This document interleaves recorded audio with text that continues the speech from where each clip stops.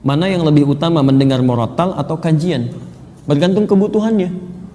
Kalau dari tingkat keutamaannya, kajian lebih utama, karena kajian itu memberikan pemahaman ilmu, sedangkan ilmu hukumnya lebih tinggi dibandingkan dengan ibadah-ibadah sunnah. Bahkan sholat, kalau ada sholat sunnah dengan ada thalabul ilmi, itu thalabul ilmi lebih tinggi nilainya dibandingkan sholat sunnah, lebih tinggi.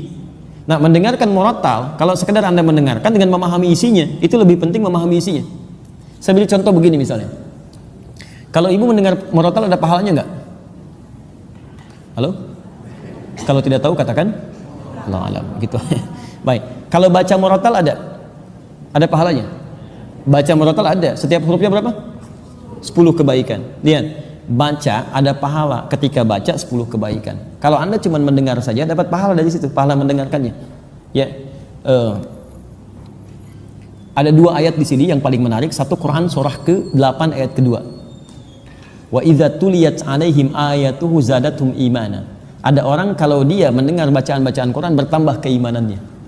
Jadi ada orang-orang tertentu yang ketika mendengar murattal Quran ada getaran pada imannya, nah itu melahirkan pahala lebih dibanding dia. Ya, pahala lebih. Ada yang kedua, wa idza quri'al Qur'anu fastami'u lahu wa ansitu la'allakum turhamun. Jika dibacakan Quran kepada Anda, maka simak dan dengarkan agar kalian mendapatkan rahmat. Jadi orang yang mendengarkan bacaan Quran mendapatkan rahmat Allah Subhanahu wa taala. Lihat, Anda mendengar murattal Quran, rahmat Allah diturunkan kepada Anda. Tapi Anda mendengar taklim, Anda mendapatkan 4 yang diberikan oleh Allah lewat lisan Nabi yang tidak diberikan kepada selainnya. Apa itu yang 4? Di hadis Muslim nomor hadis 2010. Majtama'a qaumun fi baitin min buyutillah. Enggak pernah orang kumpul di satu tempat di rumah Allah. Yatsluna kitaballah. Dia kemudian bertilawah Al-Qur'an wa yatadarasunahu fima bainahum. Kemudian mereka membahas itu, berdiskusi, taklim dalam konteks kita. Illa, kecuali diberikan 4 hal. Ghasyiyatuhumur rahmah. Allah akan menaungkan rahmatnya bagi orang itu. Anda mendengar bacaan murattal Quran, rahmat Allah diturunkan. Anda ikut kajian, ikut taklim, rahmat Allah dinaungkan pada Anda. Lihat sini, apa bedanya naungan dengan turun? Perhatikan, ini satu tempat, rahmat Allah turun. Kalau turun itu kan bisa di sini, bisa di sini, bisa di sini kan? Halo? Baik ya? Ini kalau masuk di sini yang lain kan nggak kena kan? Tapi kalau dinaungi itu kan semuanya kena. Perhatikan, Anda mendengar bacaan Quran, rahmat Allah turun pada Anda yang di sana belum tentu dapat. Tapi kalau taklim, rahmat Allah dinaungkan, semua kena naungan. Satu. Yang kedua, nazalat alaihimus sakinah. Allah berikan sakinah, ketenangan pada jiwa orang yang belajar. Ketenangan. Orang Anda mendengar bacaan Quran, iman Anda meningkat.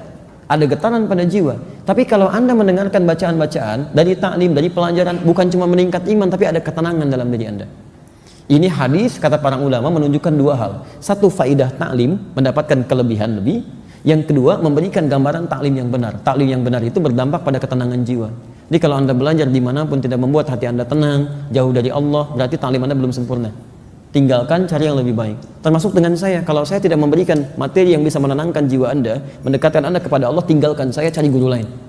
Cari guru lain. Saya tidak akan katakan harus ikut dengan saya, tidak. Cari guru lain, ambil faedahnya dan dekatkan diri Anda dengan Allah. Yang ketiga, wahafathumul malaika. Orang yang ikut taklim itu dikerumuni oleh malaikat. Dan yang keempat, wa dzakarahumullahu fiman indah. Disanjung-sanjung oleh Allah sampai selesai taklimnya di sekitar makhluk yang ada di sekitarannya. Anda bayangkan, Anda mendengar murattal Quran cuma mendapatkan 1, rahmat Allah. Tambahan bonusnya getaran jiwa.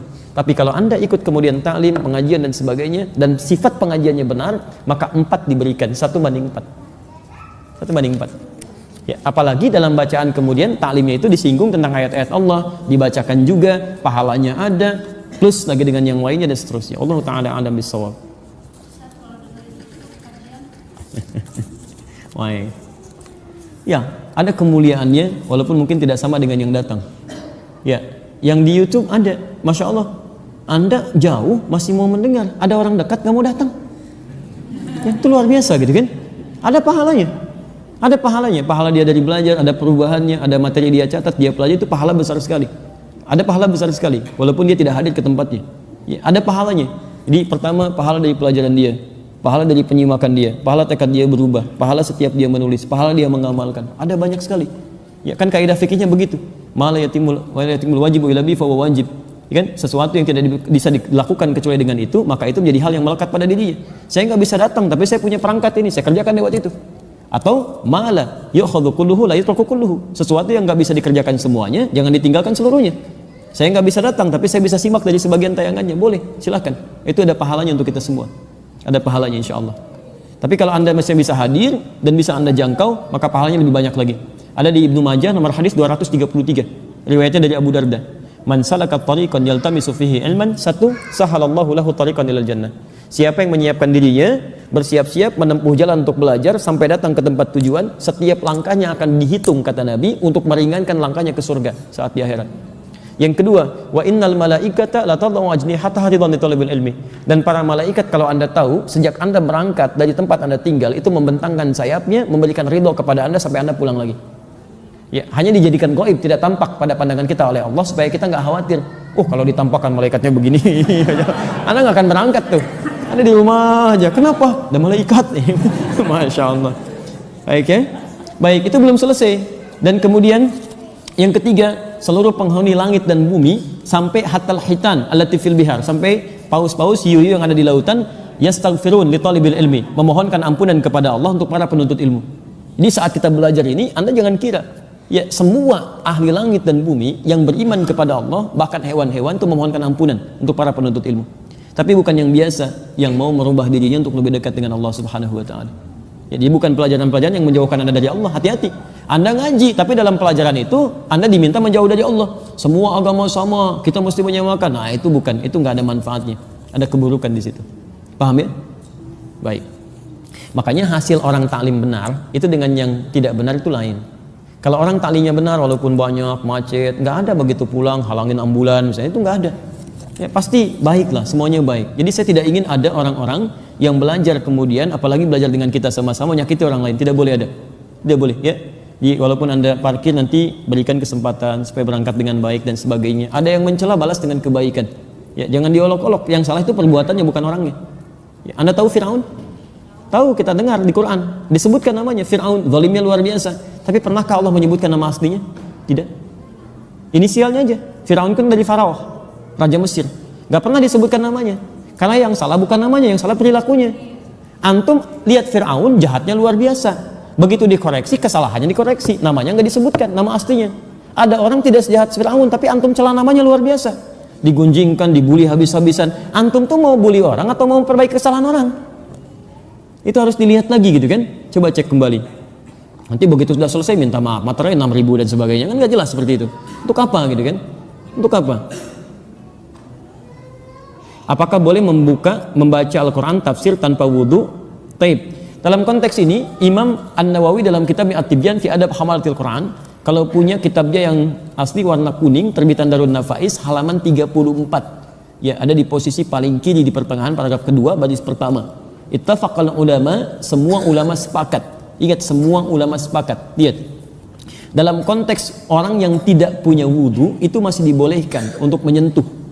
Ya, menyentuh misalnya mushaf atau ingin membaca, walaupun itu bukan yang utama. Walaupun bukan yang utama. Di utamanya Anda punya wudhu. Jelas ya? Tapi kalau haid itu beda. Ya, ala annal haid, bahwa orang perempuan yang tengah haid itu kalau untuk nyentuh boleh, mushaf boleh, tapi untuk baca itu yang tidak diperkenankan. Jelas ya?